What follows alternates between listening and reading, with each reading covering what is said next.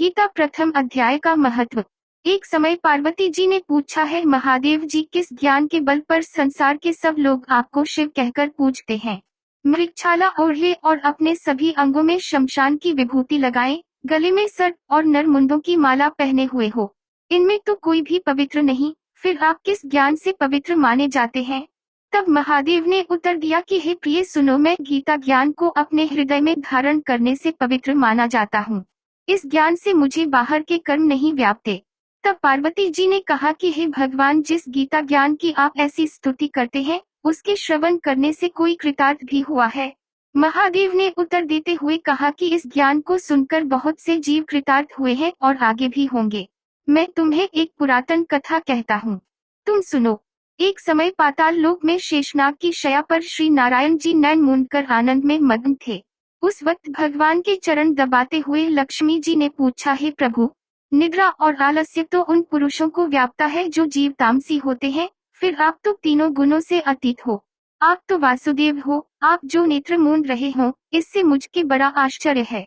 नारायण जी ने उत्तर देते हुए कहा, हे लक्ष्मी, मुझको निद्रा आलस्य नहीं व्यापता। एक शब्द रूप जो भगवद गीता है, उसमें जो ज्ञान है उसके आकार रूप है। यह गीता शब्द रूप अवतार है। इस गीता में यह अंग है। 5 अध्याय मेरे मुख है, 10 अध्याय मेरी भुजा है, 16वां अध्याय मेरा हृदय और मन और मेरा उदर है, 17वां अध्याय मेरी जंघा है, 18वां अध्याय मेरे चरण है।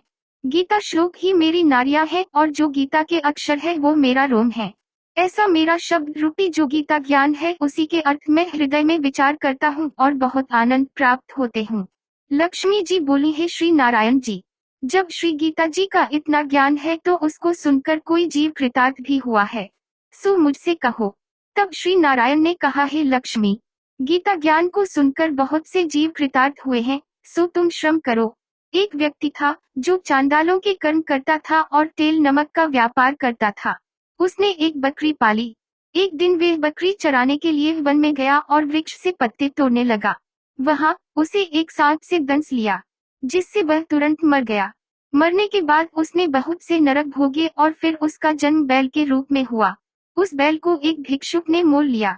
वह भिक्षुक उस पर चढ़कर सारे दिन मांगता फिरे। जो कुछ भिक्षा मांगकर लाता वे उसे अपने परिवार के साथ मिलकर खाता और वो बैल सारी रात द्वार पर खड़ा रहता। उसके खाने पीने का भी कोई ख्याल नहीं करता था और सुबह होते ही बैल पर चढ़कर फिर मांगने निकल जाता। जब बहुत दिन हो गए तो वे बैल भूख से गिर गया, लेकिन उसके प्राण नहीं निकले।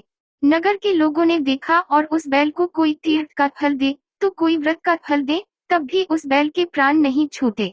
एक दिन गणिका आई। उसने लोगों से पूछा, यह कैसी भीड़ है? तो उन्होंने कहा कि इसके प्राण नहीं निकलते, अनेक पुण्यों का फल दे रहे हैं तो भी इसकी मुक्ति नहीं होती। तब गणिका ने कहा कि मैंने जो कर्म किया है उसका फल मैंने इस बैल को दिया है। इतना कहते ही बैल की मुक्ति हो गई। तब बैल ने एक ब्राह्मण के घर जन्म लिया। पिता ने उसका नाम सुशर्मा रखा।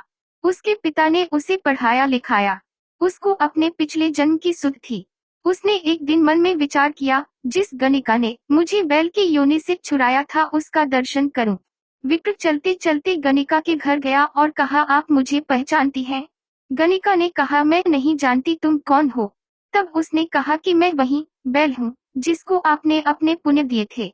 तब मैं बैल की योनि से छूता था, अब मैं विप्र के घर जन्म हूँ। आप अपना पुण्य बताएं। गणिका ने कहा कि मैंने अपने जाने पुण्य नहीं किया, परंतु मेरे घर एक तोता है, वह रोज सवेरे कुछ पढ़ता है। मैं उसका वाक्य सुनती हूँ, उस पुण्य का फल मैंने तुम्हें दे दिया। तब विप्र ने तोते से पूछा कि तू सवेरे क्या पढ़ता है? तोते ने कहा, मैं पिछले जन्म में विप्र का पुत्र था। मेरे पिता ने मुझे गीता के पहले अध्याय का पाठ सुनाया करते थे। एक दिन मैंने गुरुवार से कहा कि मुझको आपने क्या पढ़ाया है? तब गुरुजी ने मुझे शाप दिया कि तू तोता बन जा। इसके बाद से मैं तोता बन गया। एक दिन बहेलिया मुझे पकड़ ले आया और एक विप्र ने मुझे मोल ले लिया। वह विप्र भी अपने पुत्र को गीता का पाठ सिखाता था। तब मैंने भी यह पाठ सीख लिया। उसी दिन विप्र के घर में चोर घुस गए। उन्हें धन तो प्राप्त नहीं हुआ, लेकिन वे मेरा पिंजरा उठा ले आए। उनकी यह गणिका मित्र थी। वह मुझे उसके पास ले आए। सो मैं नित्य प्रातः गीताजी के पहले अध्याय का पाठ करता हूँ, जिसे यह गणिका सुनती है। पर इस गणिका को समझ में नहीं आती।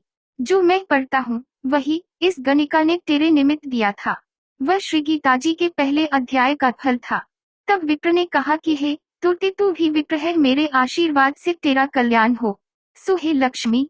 विप्र के इतना कहते ही वे तोता भी मुक्ति को प्राप्त हो गया। तब गणिका ने बुरे कर्म छोड़ भले कर्म ग्रहण किए और नित्य स्नान करके श्री गीता जी के प्रथम अध्याय का पाठ करना शुरू कर दिया, जिससे उसकी भी मुक्ति हो गई। यदि आपको यह कहानी पसंद आए हो तो प्लीज अपना कमेंट जरूर दें और हमारे चैनल को सब्सक्राइब करें। ब्लॉग को देखने के लिए धन्यवाद।